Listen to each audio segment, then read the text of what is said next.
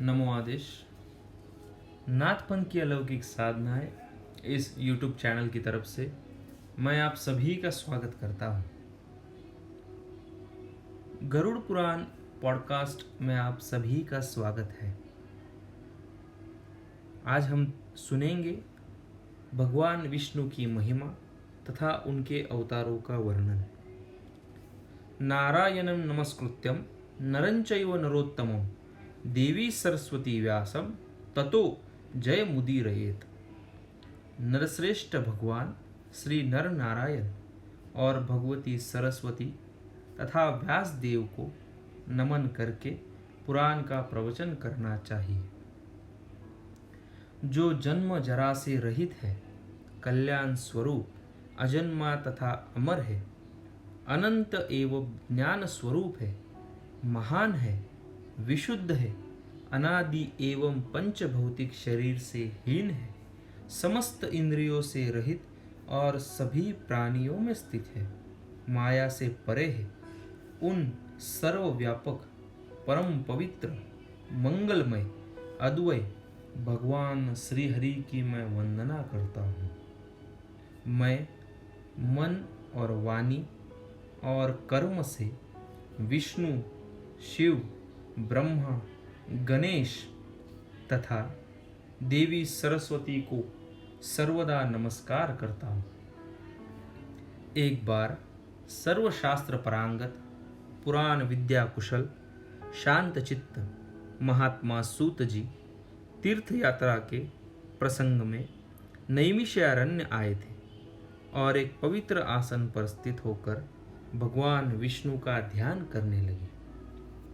ऐसे उन क्रांतदर्शी तपस्वी का दर्शन करके नैमिषारण्यवासी शौनकादि मुनियों ने उनकी पूजा की और स्तुति करते हुए उनसे यह निवेदन किया।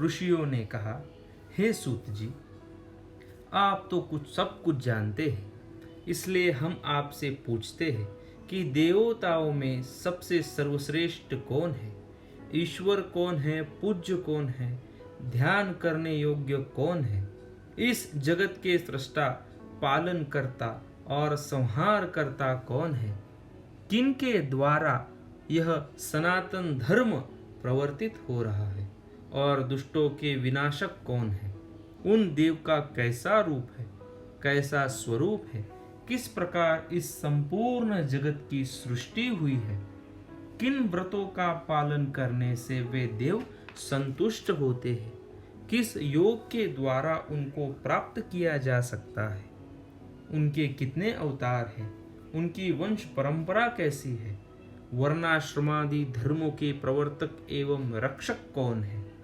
हे महामते सूत जी, इन सबको और अन्य विषयों को हमें बताएं तथा भगवान नारायण की सभी उत्तम कथाओं का वर्णन करें। तभी सूत जी कहते हैं, हे ऋषियों, मैं उस गरुड़ पुराण का वर्णन करता हूँ जो सारभूत है और भगवान विष्णु की कथाओं से प्राचीन काल में इस पुराण को श्री गरुड़ जी ने कश्यप ऋषियों को सुनाया था और मैंने इसे व्यास जी से सुना है। हे ऋषियों, भगवान नारायण ही सभी देवों में श्रेष्ठ है, वे ही परमात्मा एवं परब्रह्म है।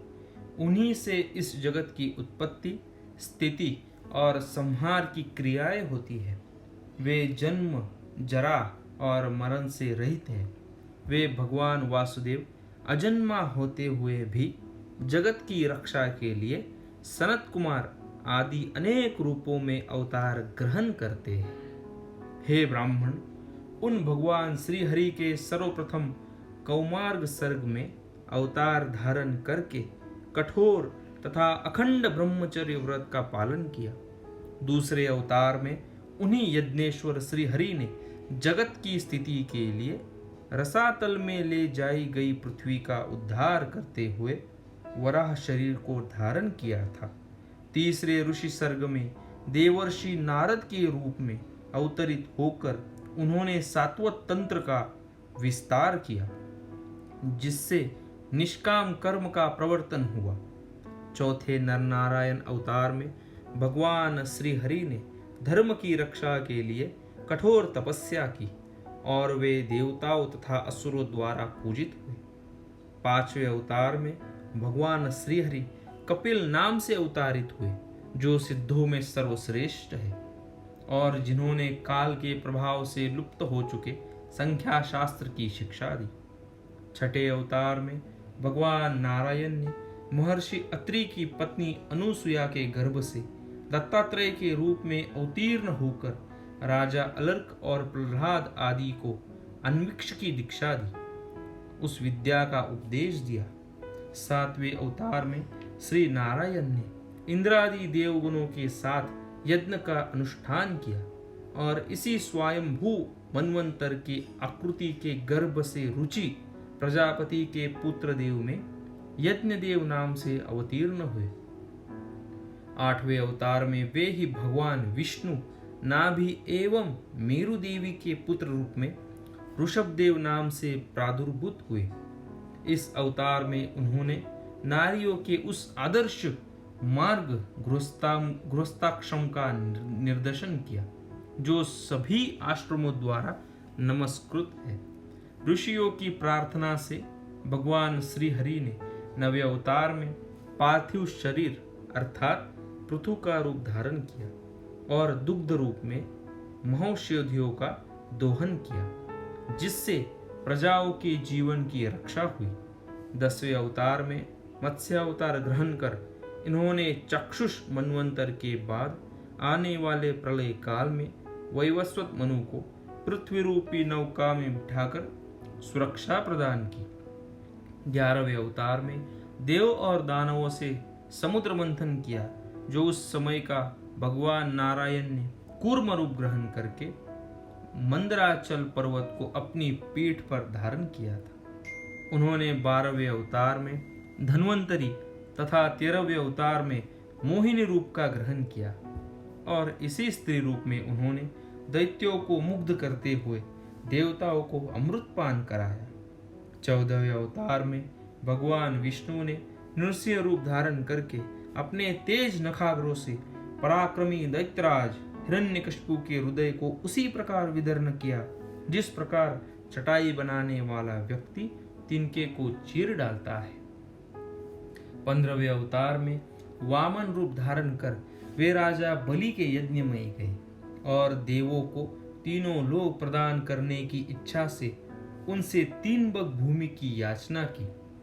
16वें अवतार में ब्राह्मण द्रोही क्षत्रियों के आचारों को देखकर उनको क्रोध आ गया और उसी भाववेश में उन्होंने 21 बार पृथ्वी को क्षत्रियों से रहित कर दिया। तदनंतर 17वें अवतार में वे पराशर द्वारा सत्यवती से अवतारित हुए और मनुष्यों को अल्पज्ञातों को जानकर इन्होंने वेद रूपी वृक्ष को अनेक शाखाओं में विभक्त किया। श्री हरि ने देवताओं के कार्यों को करने की इच्छा से राजा के रूप में श्री राम नाम से 18वां अवतार लेकर समुद्र बंधन आदि पराक्रमपूर्ण कार्य किया। 19वें तथा 20वें अवतार में श्री हरि विष्णु वंश में कृष्ण एवं बलराम का रूप धारण करके पृथ्वी का भार हरण किया।